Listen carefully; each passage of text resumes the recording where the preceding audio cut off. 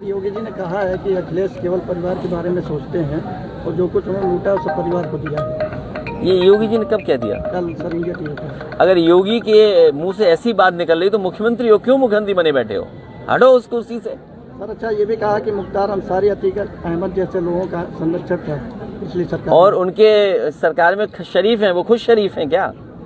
आप याद कीजिए, ये मुख्यमंत्री जी वो हैं जिन्होंने अपने खुद के केस वापस लिए, डिप्टी सीएम के वापस लिए। इन पे क्या मुकदमा था और डिप्टी सीएम पे क्या मुकदमा था? तो ऐसे मुख्यमंत्री को दूसरों के बारे में कहने का अधिकार नहीं है। कानून है, संविधान है और मुझे उम्मीद है कि कानून से उन्हें न्याय मिलेगा, न्यायालय से। एक और चीज उन्होंने कही है कि बुलडोजर बाबा के नाम से मुझे परहेज नहीं है, मैं एक योगी हूँ, बुलडोजर चलाते वक्त कानून का उल्लंघन नहीं किया गया। मैं तो बधाई देता हूँ उन्हें कि अभी अमेठी के बाजार पे उन्होंने चलाया, मैं उन्हें बधाई देता हूँ। इसी तरह बाजारों में अगर चलाओगे तो शायद सड़कें चौड़ी हो जाएंगी। एक प्रश्न का उत्तर उन्होंने और दिया है कि भारत का मूल धर्म सनातन ही है, सनातन में सभी धर्मों का सहयोग किया गया। देश में पहली मस्जिद हिंदू राजा ने बनवाई थी, मुसलमानों पर जब संकट आया तो हिंदुओं ने बचाया। तो हम कहाँ गलत कहते हैं? आप अयोध्या में जो भगवान हमारे हनुमान जी के हनुमानगढ़ी है, उसके लिए नवाबों ने जमीन दी थी। तो ये जो हमारी मिली जुली संस्कृति है, हमारी जो एक दूसरे का सहयोग करने की जो संस्कृति है, हमारा भारत तभी अच्छा लगता है ये गुलदस्ता की तरह हो जिसमें हर रंग शामिल हो।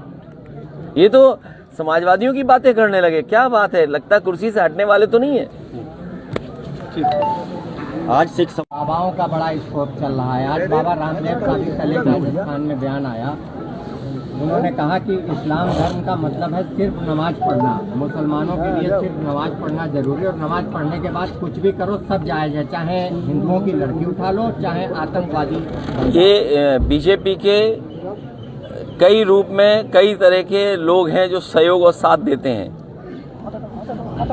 जब बजट देश का पास हुआ है, आप बताओ किसके चेहरे पे खुशी है?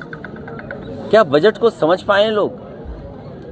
ये हर चीज जो हमें सहूलियत दे सकती थी, उस पे सब पे किस तरीके से कब्जा हो रहा है। चरम सीमा पर महंगाई, चरम सीमा पर बेरोजगारी। क्या महंगाई कम करने के लिए, बेरोजगारी कम करने के लिए कुछ फैसला लिया गया है? ये जो सड़कें बन रही हैं, आपको हमको चिंता करनी चाहिए। ये गंगा एक्सप्रेस बन भी पाएगा, नहीं बन पाएगा? आपके बिल्कुल जिले से निकल के जा रहा है। सोचो ठेका किसके पास था? रामदेव जी की चिंता। और देखिए, बाबा रामदेव जी के लिए चिंता इसलिए मत करिए, वो योग अब नहीं सिखा रहे, योग नहीं सिखा रहे हैं, वो व्यापार कर रहे हैं। मुझे उम्मीद है कि वो उत्तर प्रदेश में अच्छा व्यापार करेंगे। तेल, घी, बिस्किट, पाउडर, नमकीन वो अच्छा बेचें। सर यूपी में इन्वेस्टमेंट समिट की नतीजे आ गए हैं। भारतीय जनता पार्टी ने 4 सीटें जीती हैं। राजू लगा लेना। योगी जी ने कहा है कि डबल इंजन की सरकार और नरेंद्र मोदी जी को धन्यवाद। इस पर क्या प्रतिक्रिया है आपकी? 5 सीटों के नतीजे में समाजवादी पार्टी को। भारतीय जनता पार्टी बेईमानी कर ले और बेईमानी के लिए बधाई एक दूसरे को दें। ये कोई पहला चुनाव उत्तर प्रदेश नहीं देख रहा है। इससे पहले भी चुनाव आपने देखे होंगे, जिसमें जिला पंचायत का आपने देखा कैसे भागते रहे, जिला पंचायत सदस्यों की कीमत लगती रही। ब्लॉक प्रमुखी का चुनाव देखा, जहां पर्चे तक नहीं भरने दिए। बगल का जिला लखीमपुर, जहां महिलाओं के साथ क्या व्यवहार हुआ था। उसके बाद एमएलसी का चुनाव था, उसमें भी आपने देखा कि जिलाधिकारी और कप्तान दोनों मिलकर के चुनाव लड़ रहे थे, पूरा प्रशासन लगा था। क्या उम्मीद करते हो आप उत्तर प्रदेश में इस तरह के चुनाव फेयर हो पाएंगे?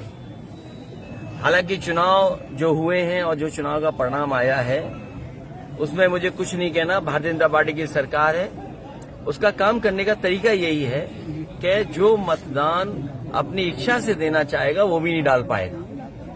हालांकि मैं आज एक पारिवारिक कार्यक्रम में शामिल होने आया हूं। पहले तो परिवार को मैं बधाई देता हूं।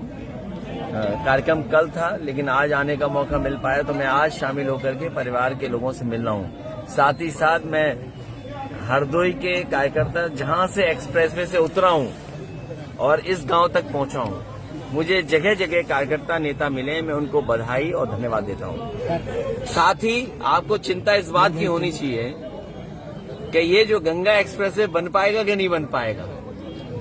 और एक कंपनी जो दावा करती थी अभी कुछ दिन पहले तक कि 70,000 करोड़ का इन्वेस्टमेंट करेंगे, और आज जिन्होंने चीजें जानी होंगी, जो मालिक दुनिया के नंबर 2 पे था, हम आप सब उम्मीद लगाए थे कि हो सकता है 24 तक वो नंबर 1 पर पहुंच जाए।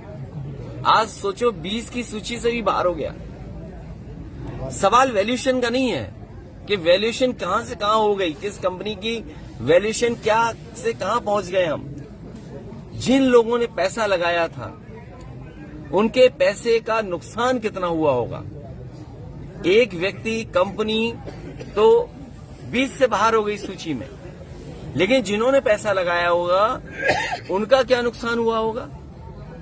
और फिर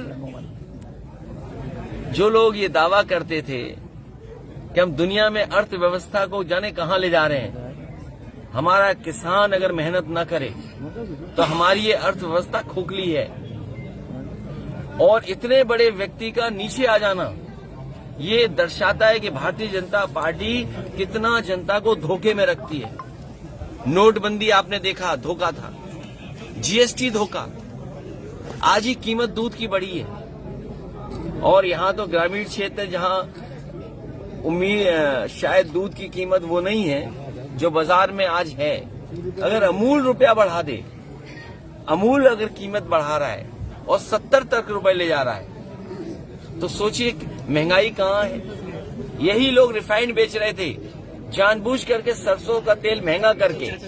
जब सरसों का तेल महंगा हो जाएगा और रिफाइंड सस्ता बिकने लगेगा, आपको याद होगा रिफाइंड कौन मालिक है।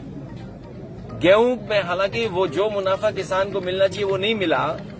2022 तक आय दोगुनी होनी थी, लेकिन आटा किस कीमत पहुंच गया, गैस सिलेंडर किस कीमत है, महंगाई चरम सीमा पर है। तो ये बड़े सवाल हैं, इन सवालों पे चिंता करना चाहिए। अर्थव्यवस्था खोखली है, बीजेपी ने अर्थव्यवस्था को खोखला कर दिया है।